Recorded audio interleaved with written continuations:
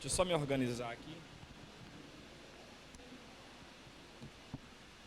Você ia ficar de pé um pouquinho, só para a gente fazer uma breve oração e dar início ao nosso curso aqui. Quero convidar o pastor, vem aqui rapidinho, pastor piuiense, faz oração para nós aqui.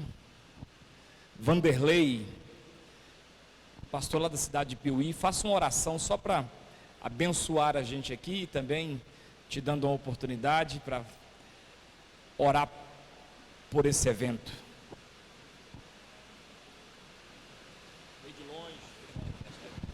Graça e paz. É uma alegria estarmos aqui participando, trouxe algumas professoras da Igreja Batista de Piuí. Vamos orar. Deus vai fazer muita coisa nesta tarde no nosso coração. Pai, nós te agradecemos por este momento, te louvamos porque o Senhor é aquele que preparou esta tarde, e nós temos esta convicção, esta certeza que o Senhor tem coisas boas para nossas vidas nesta tarde. Te louvamos, ó Deus, por esta igreja, pela vida do pastor Vinícius, família, esposa. Deus, que possamos nesta tarde ser agraciado pelo teu amor, pela ministração ao nosso coração. Nós oramos e te agradecemos em nome de Jesus. Amém. Amém, amados. Queridos, podemos assentar? Deixe-me começar aqui. Nós vamos falar sobre a historicidade da escola bíblica dominical e sua relevância para a igreja cristã. Então nós vamos falar sobre dois momentos. No primeiro momento vamos falar sobre a historicidade da escola bíblica e depois vamos falar sobre a sua relevância. Eu fiz uma apostila, eu encaminhei a minha apostila para a Josimara, tá ruim aqui, viu? Tá muito para mim aqui. Eu caminhei a apostila para a Josimara e o que eu vou falar está na apostila, mas de forma diferente. Então é interessante você ir anotando, e aí quando eu vou falar, onde eu vou ler na apostila, eu falo, vai para a apostila, tá bom? É a mesma coisa, tá ok? Então vamos falar sobre a historicidade da escola bíblica dominical. Bom, para compreendermos a escola bíblica dominical, vamos falar sobre professor cristão, e o ambiente do professor cristão é a escola bíblica dominical. Então, para falar da escola bíblica, para compreendermos a escola bíblica dominical, é necessário compreendermos a história da Inglaterra. Então, presta atenção. Para compreendermos a escola bíblica dominical, é necessário compreendermos a sua fundação, bem como a sua historicidade. E para conhecermos a história da escola bíblica, é indispensável conhecermos um pouco da história da Inglaterra do século XVIII, bem como a sociologia que formava o pano de fundo do cenário onde a escola bíblica nasceu. Nós estamos agora no século XVIII, a Inglaterra pouco a pouco vai se tornando uma nação forte, rica e poderosa, a ponto de suplantar a França e outros países do continente europeu.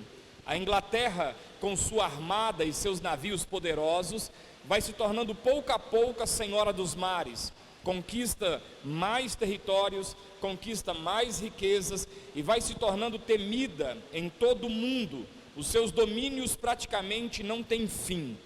Vamos encontrar territórios ingleses nas Américas, territórios ingleses na África, territórios ingleses no Oriente e na Oceania. Que nação poderosa vai se tornando a Inglaterra? As suas conquistas políticas também são consideráveis. Em 1688, eis que se dá em solo inglês a Revolução chamada Gloriosa. E politicamente a Inglaterra vai avançando, tornando-se cada vez mais poderosa. É preciso levar em conta também que no ano de 1707, há o chamado Ato de União, através do qual a Escócia, a Irlanda do Norte, o país de Gales e a Inglaterra se fundem e formam o tal conhecido Reino Unido. A partir desse momento não há nenhum país no mundo, naquela época, tão poderoso quanto a Inglaterra. Para compreendermos a escola bíblica dominical, precisamos compreender a chamada Revolução Industrial, que se segue logo após a união dos países. A partir desse século, podemos observar que a sociedade inglesa, ela vai deixando de ser campesina e as pessoas começam a migrar dos interiores da Inglaterra para as grandes cidades da Inglaterra.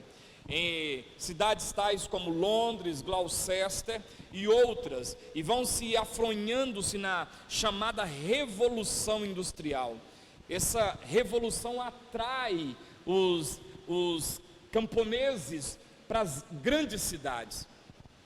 O artesão praticamente desaparece, o homem do campo vai desaparecendo, e enquanto isso as grandes cidades começam a fervilhar. Muita gente, muita população, e junto com isso muitas crianças carentes, abandonadas pelas ruas, começam a surgir. E é de se observar que as crianças começam a trabalhar febrilmente nas indústrias, e alguns com idade entre 13 e 17 anos já ficavam até 12 horas trabalhando. Não estudavam, não permaneciam em casa, não tinham o carinho da mãe, nem a proteção do pai, são obrigadas a trabalhar e a viver de qualquer jeito. E após o trabalho, alguns não voltam para casa, permanecem pelas ruas, permanecem pelos becos, e em uma situação bastante lamentável. É com isso, e com isso começa a crescer nas grandes cidades como Londres e Gloucester, a delinquência juvenil. E aí começam a surgir as perguntas: mas como cuidar dessas crianças? Como levá-las novamente ao bom caminho? O que poderia fazer o governo? Nesse tempo, quem reinava sobre a Inglaterra era Jorge III, que estava mais preocupado com o destino das colônias inglesas que estavam conquistando e se espalhando, do que com as crianças do seu próprio país, e vale a pena dizer que as crianças eram inumeráveis. Se pudéssemos hoje viajar no tempo, se pudéssemos hoje adentrar a cidade de Gloucester, veríamos que em todas as suas ruas, as crianças não eram poucas, eram muitas. As crianças não eram raras, eram muitas, e todas elas careciam de cuidado, todas elas careciam de educação, de saúde, de segurança, careciam de um horizonte, de cuidados espirituais, de cuidados pastorais.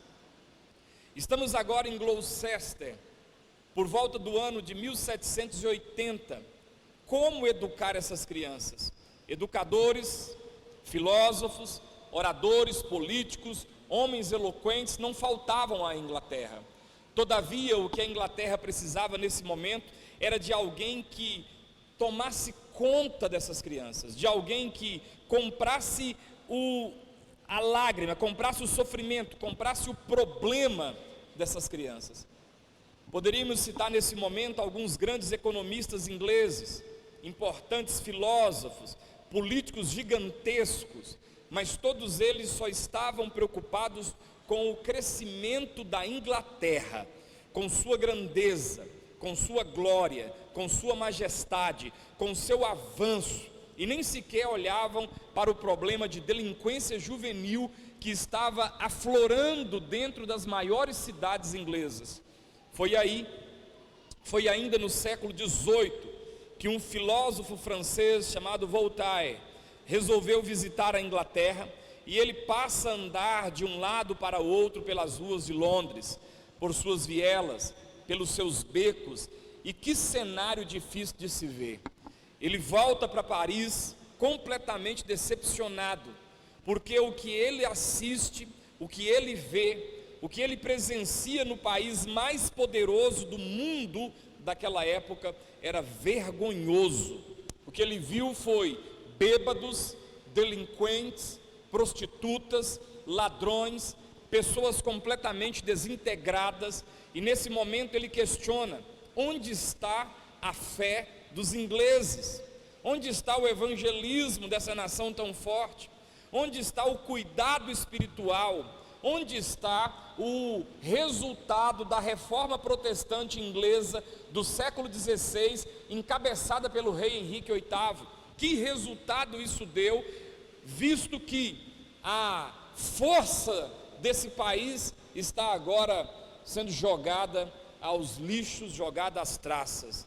Porque a Inglaterra, um país protestante, com todo esse poder, chegar a esta situação? Por quê? Que situação mais difícil, que situação mais vergonhosa. Então há de se notar que nessa época havia duas carências enormes na Inglaterra. A primeira é que não havia ainda uma política pública por parte do governo que visava dar educação gratuita e universal às crianças de modo geral e indistintivo. A segunda é que as igrejas evangélicas protestantes apresentavam uma outra lacuna. Faltava nas igrejas educação cristã de base.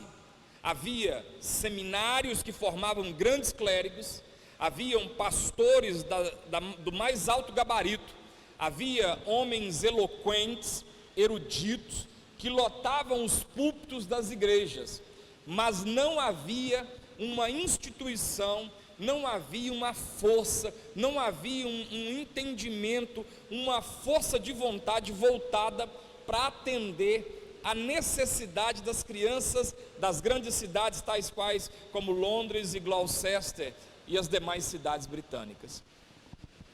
E se percorrêssemos as cidades de nosso país hoje, com certeza encontraremos a mesma situação: crianças abandonadas, crianças entregues ao crack, crianças entregues ao mundo do crime, à prostituição, sendo violentadas da mais diversa forma, assassinadas de todos os jeitos.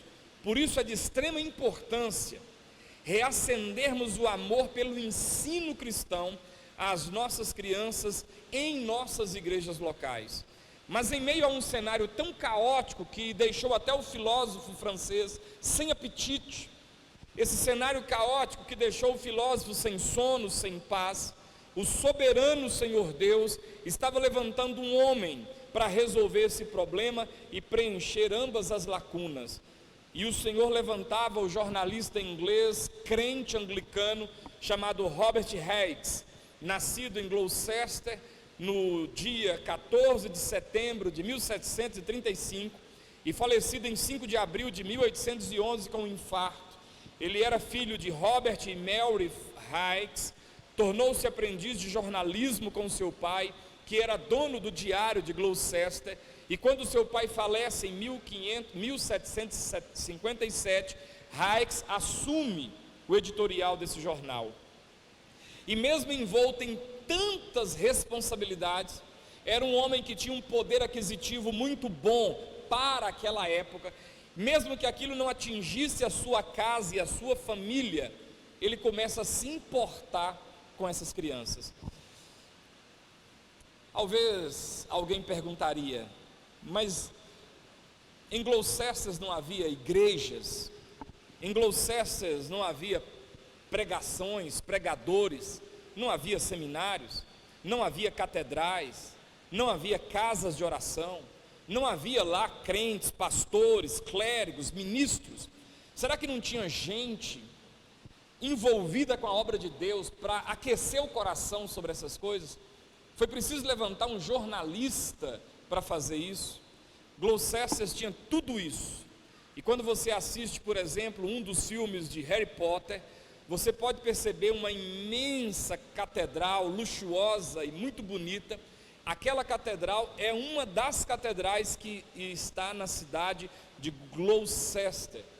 E Gloucester era uma cidade tão famosa, tão importante, que era comum as pessoas, quando iam afirmar alguma coisa, dizer: tão certo como Deus está em Gloucester, tal coisa assim assim vai acontecer. Tanto que eles entendiam que eles estavam na vontade de Deus, na direção de Deus. As igrejas eram muitas, mas as orações eram muito poucas. As catedrais eram gigantescas e enormes, mas a percepção do problema futuro era quase que zero. Santuários haviam muitos, mas lágrimas muito pouca. Os pastores fervilhavam nos púlpitos, mas faltava responsabilidade especial e tato espiritual com um problema que estava fervilhando para se tornar grandioso. O governo não estava interessado na educação pública. A igreja, por sua vez, não estava preocupada com a educação cristã relevante de base. uma educação cristã relevante, poderosa, uma educação relevante de base bíblica, transformadora, responsável, que se voltasse para aquelas crianças abandonadas, visando organizar a mente dela, a ética dela, para quando ela se tornasse adulta. Mas Robert Hicks, sim, esse jornalista cristão, ao sair das ruas, ao presenciar aquelas crianças, chora por elas, sofre por elas, padece com elas, derrama com elas muitas lágrimas e resolve redimi-las. É por isso que esse jornalista crente, Robert Hicks, deve ser considerado entre os maiores educadores de todos os tempos, porque, em primeiro lugar, a sua ação fez com que o governo inglês instituísse uma política pública de educação secular a partir da postura dele, e também a atitude dele faz com que as igrejas começassem a perceber, é lógico que ao longo do tempo, a importância de educar essas crianças de forma bíblica e de forma firme, sustentar um ensino para essas crianças. E Robert Hicks então começa a rebanhar aquelas crianças. E aí surgem as perguntas: mas como instruí-las?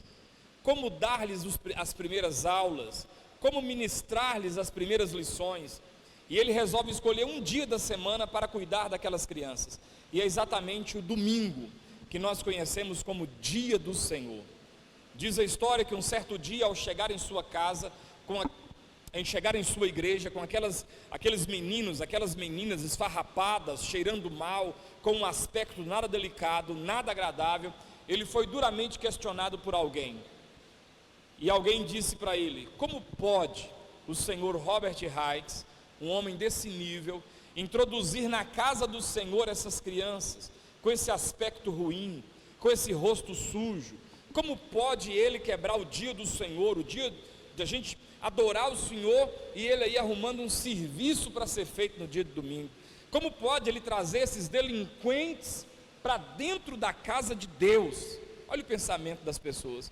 Ele, porém, inspirado pelo Espírito Santo, ao invés de responder, começa a fazer o seu trabalho, e ele o faz com grandeza. Ao exercer o seu ministério, ele faz com coragem.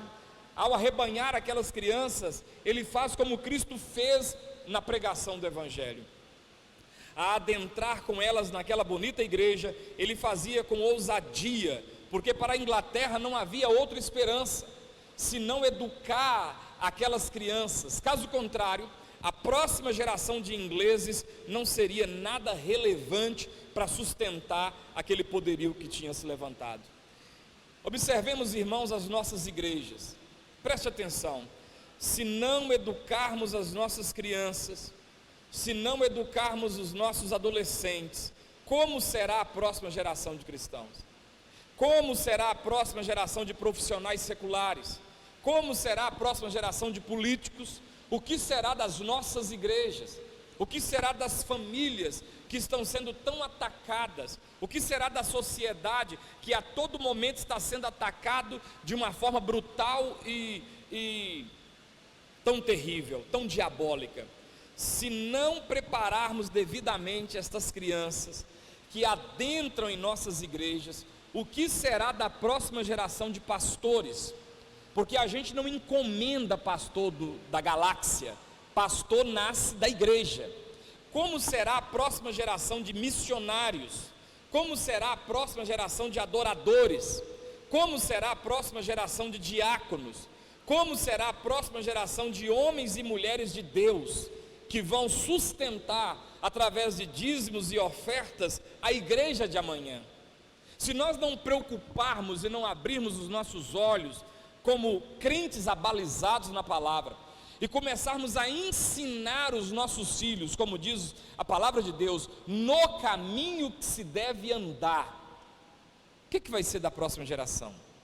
Porque nós já estamos aí passando, são eles que estão vindo, e estão vindo bombardeados de todos os lados, por valores totalmente antibíblicos, se não demoníacos. Voltemos a Robert Hicks. Como funcionava a sua escola bíblica? Hoje, quando muito, gastamos 1h30 de atividade, mas Robert Hicks fazia funcionar a sua escola bíblica dominical da seguinte forma: um texto da época. As aulas começavam às 10 horas da manhã e iam até meio-dia. Estudavam lições de matemática, história e inglês, com um intervalo de 1 hora para almoço. Almoço esse muitas vezes providenciados pela própria escola bíblica. Das 13 às 16, as crianças eram levadas para dentro do templo para serem instruídas na Bíblia acerca da conduta moral, acerca da ética, acerca da responsabilidade, e por final havia a repetição do catecismo para fechar o período de ensino. E só então essas crianças eram dispensadas com uma ordem: elas deveriam voltar para suas casas sem fazer barulho nas ruas de Gloucester. Esse foi o segredo que salvou a Inglaterra: a educação de qualidade, com base em princípios cristãos. E foi nesse cenário que surgiu a escola bíblica dominical como remédio curador para preencher essas duas lacunas. A primeira, a da política pública de educação secular universal, e a segunda, a educação cristã relevante em todas as igrejas. Sem a escola bíblica dominical, a igreja perece e não alcança seus objetivos. Por isso, com tristeza e pesar, observamos que em algumas igrejas a escola bíblica dominical vai desaparecendo. A escola bíblica dominical vai sendo deixada de lado pelas mais variadas desculpas, e desculpas essas esfarrapadas, e assim vamos deixando de formar pessoas relevantes para a cristandade, para a sociedade. E a função da igreja não é só formar bons crentes, mas também formar boas pessoas, pessoas relevantes para a sociedade, porque nós não vivemos numa bolha. E se considerarmos ter êxito nessa tarefa, nós não podemos negligenciar o ensino de base, o ensino cristão, o ensino dos valores bíblicos. John Wesley, o líder do metodismo, quando Hicks começou esse trabalho, ele abraça o trabalho, e ele diz assim, está aí na apostila, quando tem um hominho com a mãozinha assim. John Wesley disse: Deus começa a sua obra pelas crianças. Estou convencido de que essas escolas dominicais são a instituição mais nobre de toda a Europa, contanto que seus professores e dirigentes cumpram seus deveres. O livro de estudo dessa escola é a Bíblia. Em obediência ao mandato de Jesus, precisamos examinar as Escrituras e manejar bem a palavra da verdade. Meus queridos, nós precisamos, vai lá para a conclusão, nós precisamos trabalhar bem essa questão da escola bíblica dominical. Ela é um excelente canal. A escola bíblica dominical é um excelente canal para o estudo minucioso da Escritura Sagrada, visando o correto juízo do crente nas coisas do reino, principalmente em relação aos valores cristãos. Hoje, a escola dominical tem 250 anos. A mesma está presente em todos os continentes como a maior instituição de ensino do mundo. Toda igreja que se importa em dar uma boa base para os seus membros valoriza a famosa escola bíblica dominical. E o terceiro domingo de setembro ficou separado como dia da escola bíblica dominical. Olha essa observação aí acima da conclusão. Uma boa dica, vamos ler todo mundo junto para a gente acordar. 1, 2, 3. Na conclusão da minha palestra sobre a historicidade, uma boa dica, antes, acima da conclusão, conclusão acima, está escrito conclusão acima, vamos lá, não numeramos as folhas, 1, 2, 3, a quarta folha, está vendo aqui, ó, esse desenho aqui, ó. Vamos lá, Uma boa dica é, tá ok? Todo mundo achou? Aleluia? Então vamos lá. 1, 2, 3.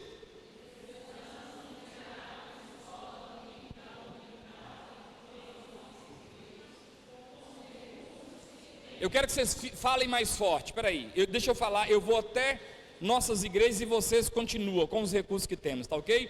Precisamos criar uma escola bíblica dominical em nossas igrejas. Vai.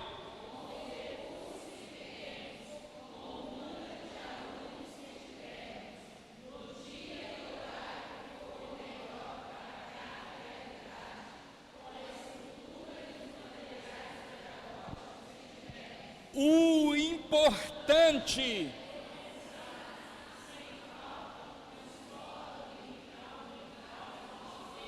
Nós precisamos levar isso a sério. Trabalhando sobre a historicidade, eu mostrei para vocês que foi através da história, que foi através da escola bíblica, que a Inglaterra foi salva na sua juventude. Os jovens estavam jogados para lá. Então, no segundo ponto aqui, para caminhar já para a conclusão, eu quero falar sobre a relevância para a igreja cristã, a relevância da escola bíblica para a igreja cristã. Em Mateus 22, 29 está escrito: respondeu-lhe Jesus: errais não conhecendo as escrituras nem o poder de Deus. O mesmo acontece em nossos dias. A falta do conhecimento sobre o Senhor Jesus, sobre os valores cristãos, levam muitos a negarem a fé, e um grande número é conduzido pelo caminho da perdição. Olha, irmãos, Jesus dava extrema importância ao ensino e fazia com prioridade em relação a todas as outras coisas. Vemos isso na vida de Nicodemos. Jesus ensina. Se você pegar o texto, Jesus conversa com Nicodemos como se estivesse conversando com uma pessoa incauta, e Nicodemos era um doutor da lei. Jesus com Zaqueu, um homem rico, Jesus explica: desce daí, Zaqueu. Vemos isso no Sermão do Monte. Vemos Jesus trabalhando de forma pedagógica nas parábolas, nos discursos, e até mesmo os milagres de Jesus tinham um empirismo de ensino. Jesus estava preocupado em ensinar aquelas pessoas. Assim, o ensino na escola bíblica dominical deve ser ministrado no intuito de alcançar um resultado prático, proporcionar ensino de qualidade para novos convertidos. Papel da escola bíblica dominical. Chegou na igreja, converteu, vamos levar esse povo para a escola bíblica dominical. Promover o crescimento e desenvolvimento espiritual do cristão na escola bíblica dominical. Ajudar no tratamento do caráter, no desenvolvimento da fé dos santos. Tem crente mentindo, tem crente dando calote nos outros, tem crente aprontando de tudo quanto é jeito. Há coisas que crente faz que nem entre os ímpios está sendo feito. Por causa de quê? Porque a gente está negligenciando essa base. Não adianta fazer uma estrutura enorme se a base, o alicerce está podre.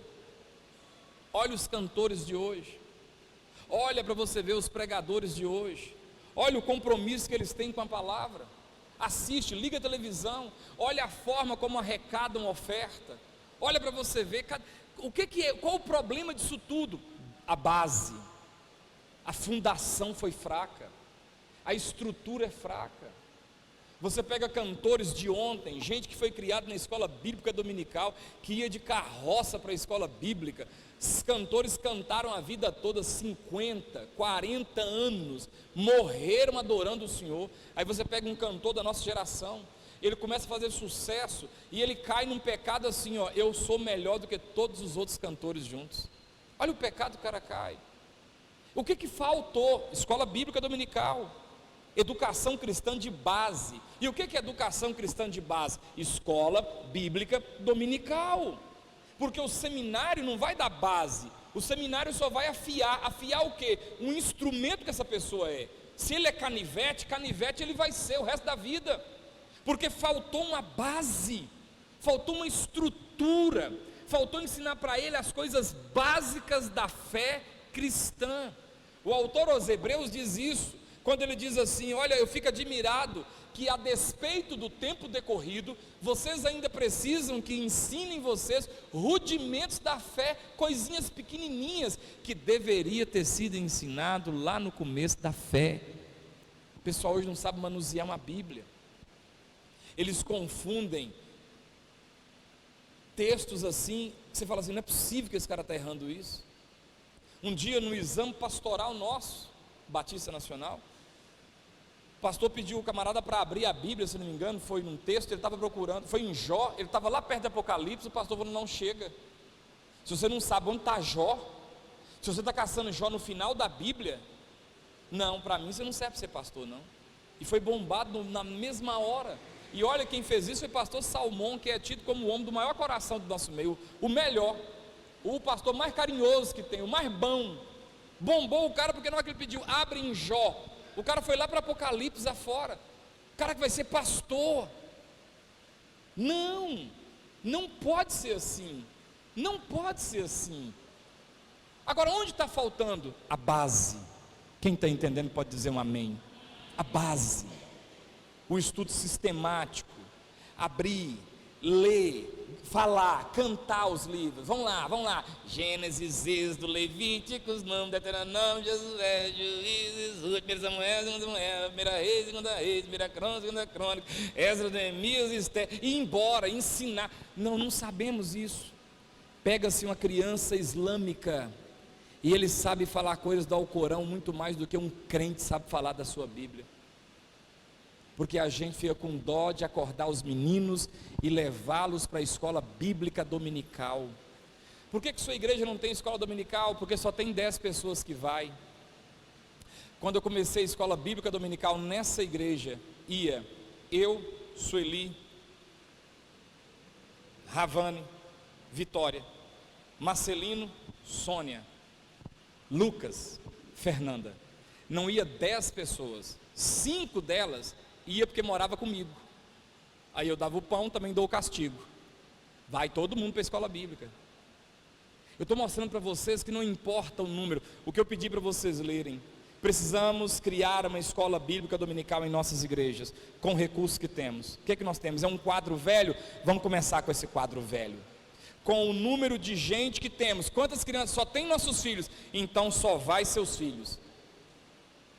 Só vai seus filhos. No dia e horário que der, não dá para ser domingo, põe na quinta, põe na terça, põe no sábado, põe de madrugada, não importa o horário, tenha que ter, ela tem que ser bíblica, ela pode ser dominical por causa da história, mas o dia é irrelevante, o importante é ter. Quem está entendendo? É ter o ensino, é levar essa criança. Ah, mas eu só tenho 10 meninos, olha, você tem tudo que você precisa. Jesus começou com 3 discípulos, depois passou para 4, depois passou para 8, no final é que ele chama 12. Podemos pensar em 7 distintivos importantes da educação cristã. Primeiro, educação, eu estou pegando educação com cristã. Educação cristã é um processo. Eu queria que você repetisse comigo. Educação cristã é um processo. Isso eu quero que você anota. Educação, que eu não coloquei na sua apostila, porque você tem que anotar, senão você só dorme. Educação cristã é um processo. Devemos ver a educação cristã como um processo de desenvolvimento do ser humano. Por processo, entendemos uma ação progressiva que ocorre através de uma série de atos e eventos que produzem mudanças. E não importa se são rápidas ou lentas, desde que conduza a um processo, a uma melhora. Educação cristã é um processo, não importa se rápido ou lento. O importante é que tem que estar andando, tem que estar acontecendo. Nem que você gasta uma aula ensinando a mesma coisa, ensinando os valores, nem que na próxima aula você tem que voltar tudo de novo e repetir, não tem problema, é por repetição mesmo. Ele só vai aprender se for repetindo, se for fazendo, repete de um jeito, repete de outro. Eu lembro quando eu converti, eu perguntei ao pastor Bertino, Teixeira de Toledo, pastor da Igreja Batista Missionária de Pirapora, onde eu converti. Quantos anos o senhor tem de pastor? Ele falou, 27. Eu falei, mas nesses 27 anos você só prega a Bíblia? Ele falou, é. Eu falei, mas não chega uma hora que, tipo assim, acaba, só prega isso? É. Aí vocês vêm tudo para cá com esse negócio na mão, e aí você fica, mas moço, mas não tem um outro livro? Ele falou, não, só esse. Ele falou, moço, mas não fica sem graça? Ele falou, não, ela se renova todo dia. Demorei a entender isso, mas hoje eu sou pastor há 20 anos, e eu só prego a Bíblia, e tem texto aqui que eu acho que eu nunca preguei na minha vida, e deve ter texto que eu vou morrer sem pregar, e tem texto que eu já preguei ele 20 vezes, cada uma das 20 diferente umas das outras, porque o texto ele é vivo, é o único livro que é vivo, amém ou não amém? Então a educação cristã ela é um processo. Segundo, a educação cristã ocorre informalmente, é piedade pessoal do educador. Anota aí, educação cristã ocorre informalmente, ela ocorre de forma informal. Educação informal é aquela realizada não intencionalmente, ou pelo menos sem intenção de educar. Frequentemente o exemplo de um líder cristão é mais educacional do que os conteúdos que ele ensina, pois seus alunos podem aprender mais conteúdos valiosos em decorrência da observação de suas atitudes e de seu comportamento do que em consequência de seu ensino. Você que dá aula, você que preocupa com o ensino cristão, presta atenção, educação cristã ocorre informalmente. É como o seu aluno vê você fazer, é como o aluno que você dá aula vê você orar, é como ele vê você no culto, ele está sendo educado mais pelo que você faz do que pelo que você fala. Eu aprendi na escola bíblica dominical lá em Buritizeiro que a minha Bíblia é minha espada cortante, mais penetrante, que a ponto de separar almas, juntas e medulas e discerne a intenção do coração. Deixa eu te contar uma coisa, eu perco a cabeça, mas não perco minha Bíblia. Eu fico impressionado como é que crente vai para o aniversário e esquece a Bíblia. Ele vai para outra igreja, deixa a Bíblia para trás. O pessoal foi para o acampamento, tem um saco de coisas ali dentro do saco, camisa, edredom, chinelo e várias Bíblias. Como é que você esquece sua Bíblia? Você deve ter tido um professor, um líder muito desleixado, para você ter aprendido isso com o exemplo dele. Aprende mais pelo exemplo do que pelo que você ensina. Mas o método é importante, é claro, vamos falar sobre isso. Mas o professor de escola bíblica, o professor de salinha, o educador cristão, ele precisa ser modelo. Na hora do louvor ele tem que adorar a Deus. Você ensina que Davi dançou, que Miriam dançou, mas na hora do louvor você está assim.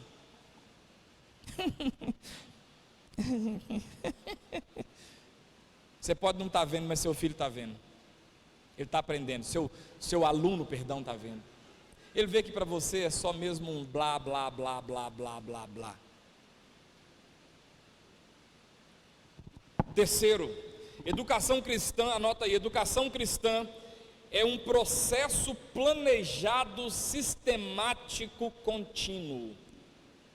Porque tem essa parte, é um processo planejado, sistemático e contínuo. A educação formal é aquela realizada e organizada com o objetivo de educar.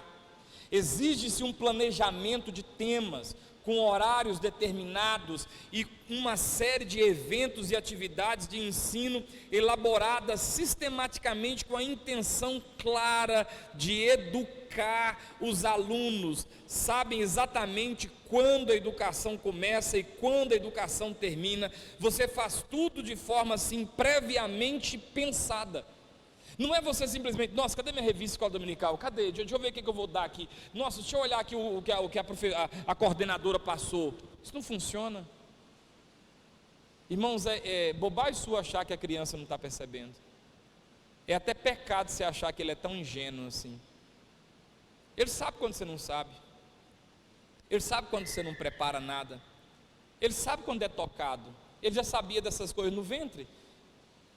Há estudos da área da psicologia que dizem que a criança no ventre sabe que está sendo rejeitada, sabe que está sendo amada, ouve a voz das pessoas que são progenitoras dela e dá pulinho. E quando tem algo ruim, ela encolhe. Então, se ela sem ver nada, ela já tem essa percepção, imagina ela vendo você lá,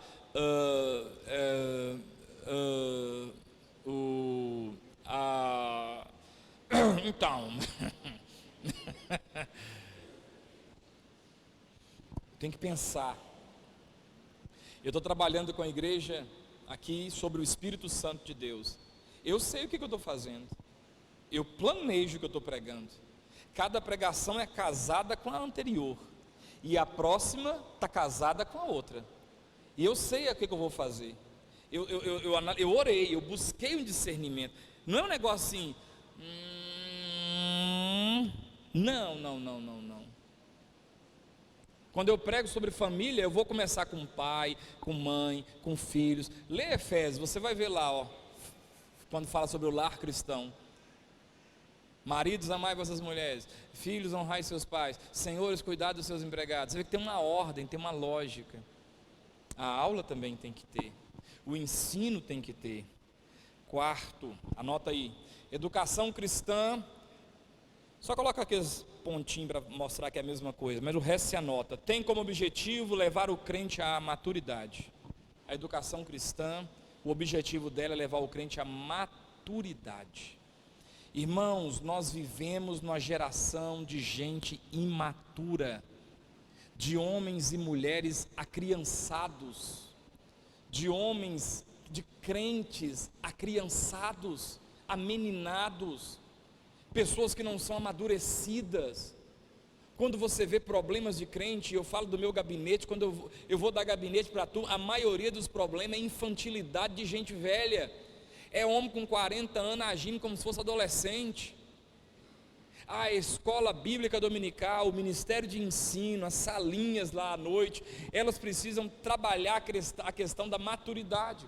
Paulo, em Colossenses capítulo 1, versículo 28, diz: o qual nós anunciamos, advertindo a todo homem e ensinando a todo homem em toda sabedoria, a fim de que apresentemos todo homem perfeito em Cristo. Note bem que Paulo diz que ensinava com uma finalidade: apresentar todo homem perfeito a Cristo. Obviamente, imperfeito aqui não significa ausência de pecados, mas maturidade espiritual. O que queremos dizer por maturidade cristã é o processo de santificação, o caminho progressivo para a conformidade à imagem de Cristo no crente.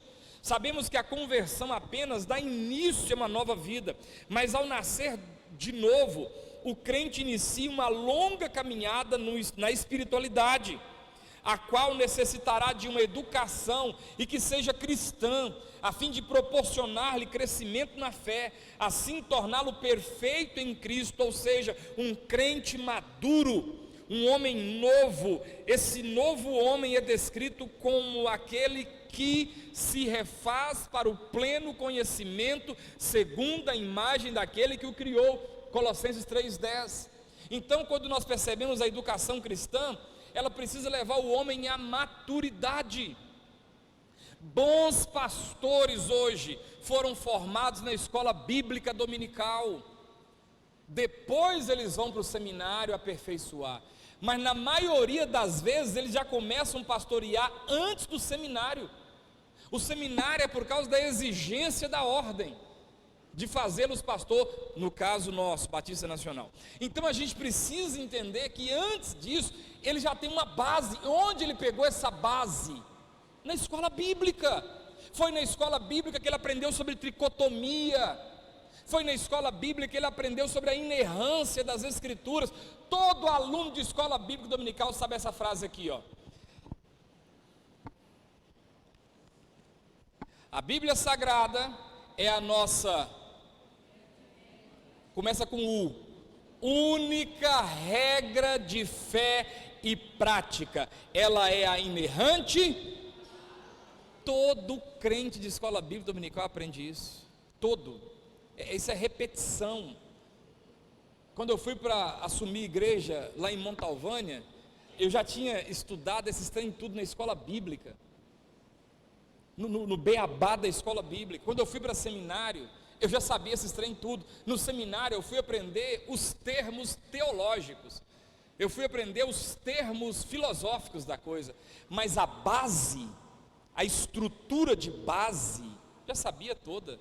Já tinha lido a Bíblia toda, já sabia quem era Tiago, quem era João Batista, quem era João Evangelista, eu sei quem é João Marcos, eu já sabia que Hebreus não foi escrito por Paulo, que Hebreus o autor é incerto, a gente já sabia dessas coisas, que Salmos não se fala capítulo, Salmo fala número, que aleluias não existe, porque aleluias seria louvores a vários deuses, no plural, porque aleluia é louvado seja Deus, e aleluia não entra no plural. Eu não fiquei sabendo disso em seminário,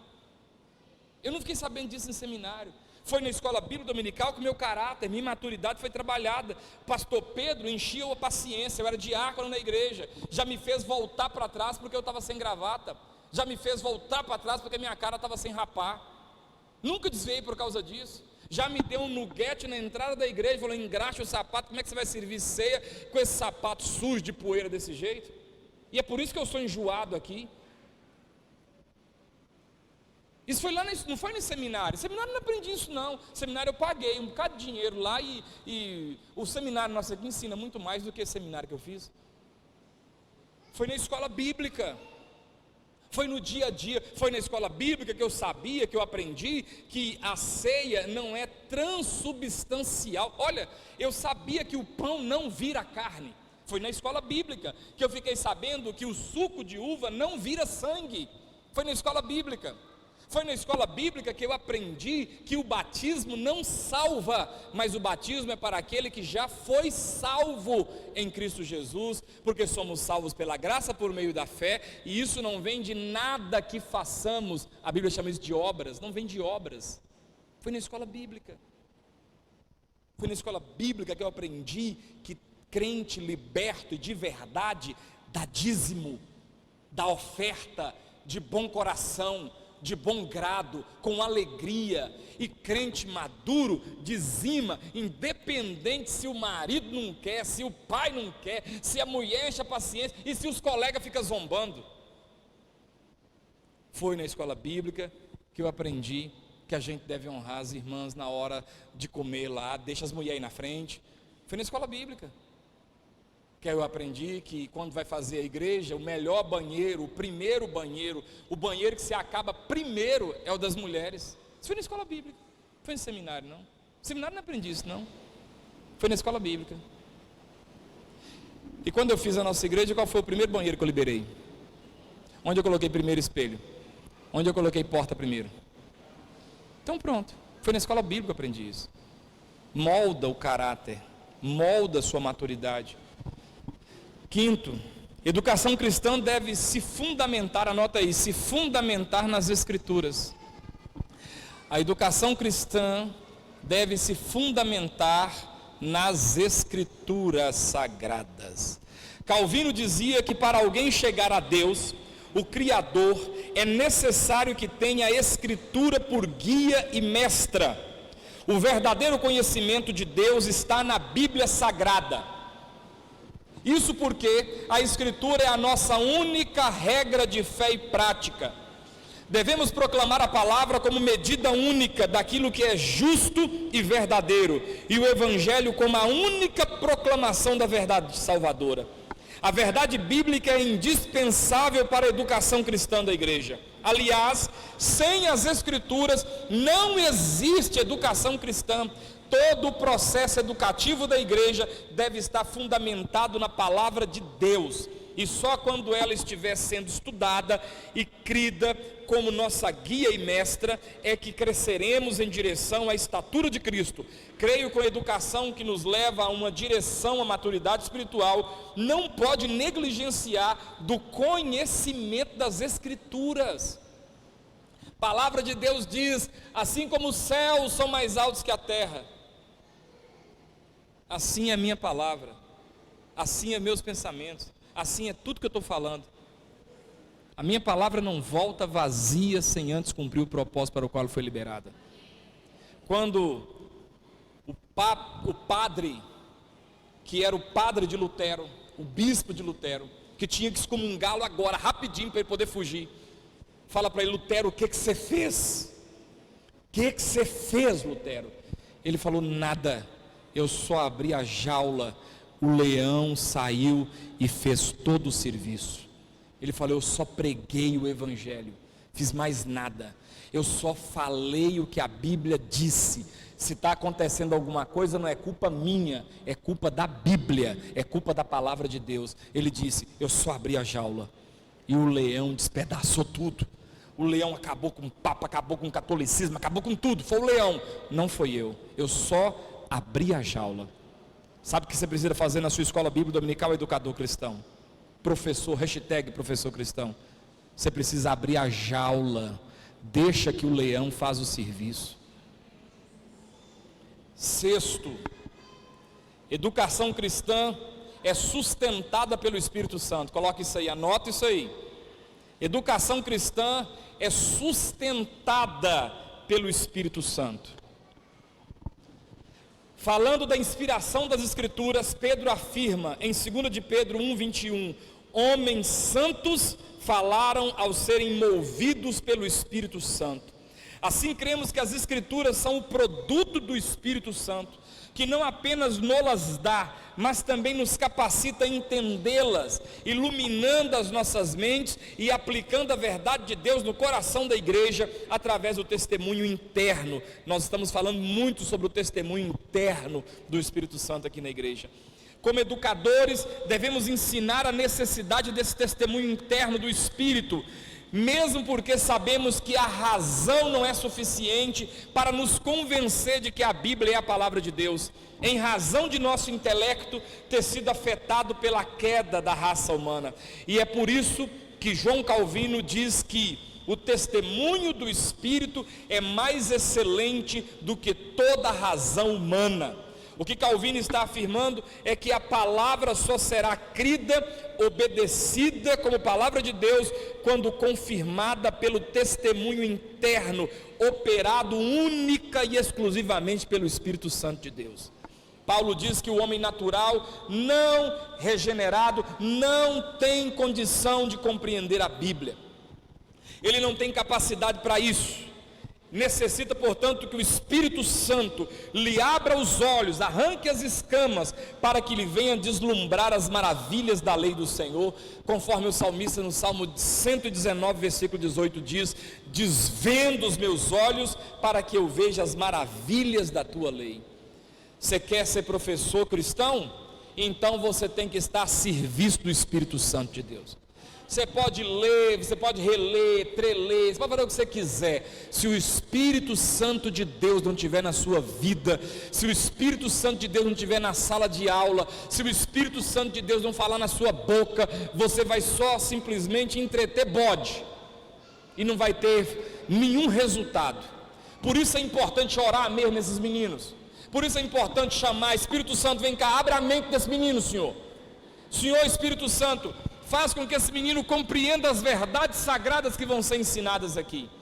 Espírito Santo de Deus, usa minha boca, porque o Senhor usou joelhos trôpegos, porque o Senhor usou gente que não tinha condição nenhuma, então me usa também. O Senhor usou uma mula para falar com um profeta.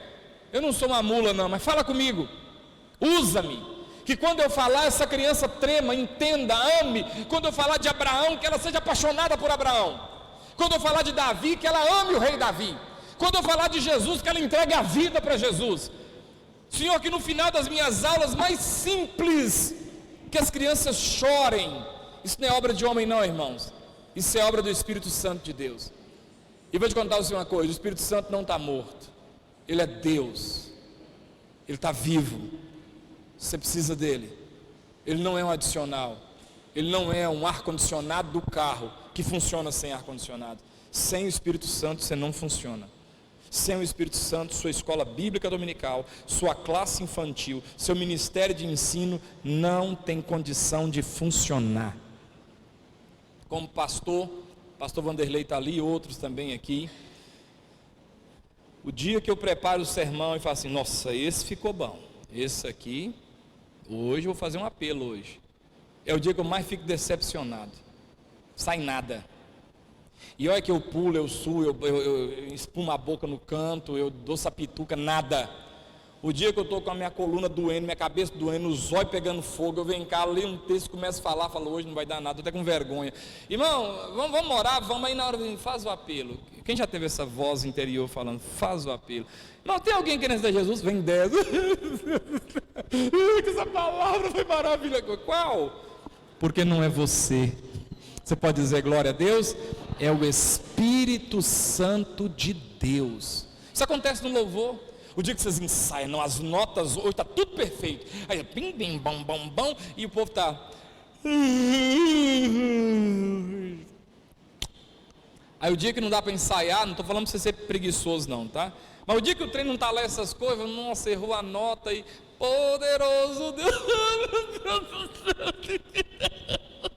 Porque é o Espírito Santo de Deus. Último ponto aqui, meus queridos. Anota aí. Educação cristã visa a glória de Deus. O que eu vou ganhar com isso, pastor? A glória de Deus. O que eu vou ganhar com isso? Você vai ganhar em ser instrumento para glorificar o nome daquele que vive. Quais são os objetivos finais do processo de educação cristã? Qual é o ponto principal do ensino bíblico? Por que nós gastamos tanto tempo, tanto esforço, energia, dinheiro no processo educacional dentro da igreja? O fim supremo e principal do homem é glorificar a Deus e gozá-lo plena e eternamente. Iremos ensinar não para que os membros em nossas igrejas aprendam o conteúdo bíblico, mas também para que eles venham a ter um relacionamento com o autor da Bíblia. Nós não iremos apenas ensinar para eles aprenderem sobre Deus, mas para crescerem em seu relacionamento com Deus. Jesus Cristo disse a seu Pai na oração sacerdotal: eu te glorifiquei na terra, consumando a obra que me confiastes a fazer. Nós glorificamos a Deus com a educação cristã, fazendo aquilo que tu nos confiastes para fazer, levar os crentes à maturidade, à estatura de Cristo Jesus, nosso Senhor e Salvador. Qual é o papel da educação cristã? A glória de Deus. Deixa eu te contar uma coisa, não é fazer seu membro, sua ovelha, sua criança, seu adolescente conhecer a Bíblia. Eu vou falar uma coisa que parece heresia, mas não é não. Conhecimento bíblico não salva ninguém. Você já viu vídeos, tem aí no YouTube, de mendigos dando aula de Bíblia para quem foi evangelizá-los? Mendigos, maltrapilhos, viciados, embebedados, sentado num monte de lixo. Já vi um vídeo de um cara sentado num monte de lixo, e o cara começa a falar de Jesus. Até eu que sou pastor, falo assim, uau, tira esse vídeo daí. Mas o que adianta? Ele só conhece o texto. Você lembra daquele versículo que diz que Satanás também conhece Deus, crê, mas não obedece. Você tem que levar seus alunos, nossos filhos, a terem um relacionamento com Deus. Quem está entendendo? De vez em quando no grupo de pastores eles colocam lá uns vídeos de algumas igrejas, e aí tem um grupo de crianças assim, acho que é um culto infantil. Gente, diante do Senhor Deus, eu estou no altar, o Senhor sabe que eu não estou mentindo. Quando eu vejo aqueles vídeos, eu falo assim, meu Deus, não deixa eu morrer sem ver isso na minha igreja, não. Você vê os meninos chorando, vocês vê os meninos chorando, tremendo, assim, lágrimas, sabe, e eles chorando, num culto infantil, adorando a Deus e chorando. Fizemos agora o acampamento de adolescentes, e o que nós mais pedimos a Deus, o que mais trabalhou, desde a primeira mensagem até a última, foi que o quê? Que eles saíssem dali impactados por Jesus, apaixonados por Jesus, chorando.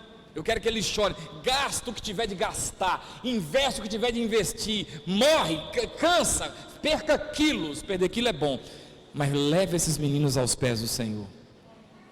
E por último, eu quero ler um texto com vocês, 2 Timóteo 4, de 1 a 5, e eu fecho. 2 Timóteo 4, de 1 a 5, diz assim. Queria que todo mundo abrisse. 2 Timóteo 4, de 1 a 5. 2 Timóteo 4, de 1 a 5.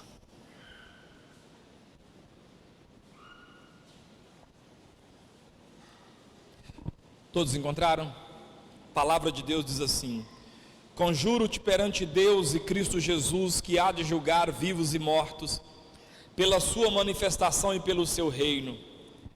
Prega a palavra, insta, quer seja oportuno, quer não, corrige, repreende, exorta com toda longanimidade e doutrina, pois haverá tempo em que não suportarão a sã doutrina. Pelo contrário, cercar-se-ão de mestres segundo as suas próprias cobiças, como que sentindo coceira nos ouvidos, e se recusarão a dar ouvidos à verdade, entregando-se a fábulas. Tu, porém, ó educador cristão, tu, porém, hashtag sou professor cristão, tu, porém, sê sóbrio em todas as coisas, suporta as aflições, faze o trabalho de um evangelista, e para finalizar, cumpre cabalmente o teu ministério. Ensina essas crianças, passa doutrina para essas crianças, ensina essas crianças o caminho, ensina essas crianças que esse espaço, os adultos, seus pais construíram para que o Senhor dos céus fosse adorado. Ensina a eles que aqui não é a casa da mãe Joana, nem a casa da vovozinha, aqui é a casa de Deus, lá na sua igreja. Ensina a eles que aqui é o altar, que não se faz papagaiada no altar, que não fica pulando estrelinha aqui, que aqui é a casa de Deus. Fala com eles, guarda o pé quando entrar na casa do seu Senhor. Fala com eles isso, educa, gasta tempo. Deixa eu te contar uma coisa. Pastor, o que eu ganho com tudo isso? Aqui na terra 100 vezes mais, e no futuro a vida eterna. Portanto, meus amados irmãos, sede fortes e constantes, sempre abundantes na obra do Senhor, sabendo que no Senhor o vosso trabalho não é em vão. Paulo escrevendo aos Coríntios, capítulo 15, versículo 58. Fica de pé, eu quero orar por você.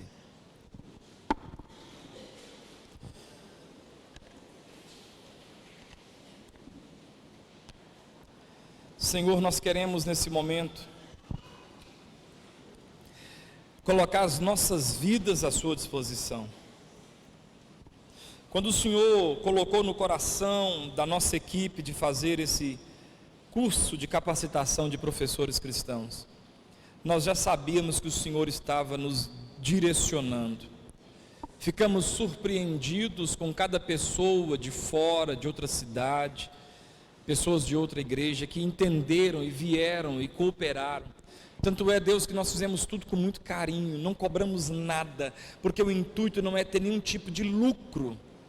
O intuito é único e exclusivamente despertar ensinadores cristãos, gente que onde Deus plantou ela, gente que no lugar que Deus a estabeleceu, vai ser um marco de transformação, assim como Robert Heinckens foi, lá no século XVIII, quando ele, um jornalista super ocupado, que tinha tudo para não se preocupar com aqueles delinquentes ingleses, que tinha uma vida, uma condição financeira, era um nobre daquela cultura, mas ele se sentiu incomodado, ele se sentiu dirigido.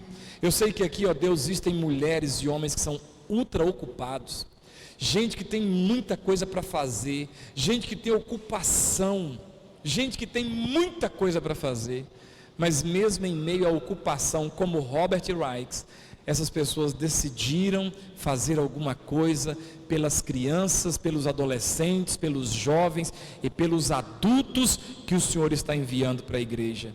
É nobre a função desses irmãos, é nobre o calor do coração desses irmãos, e eu oro em o nome de Jesus por suas vidas.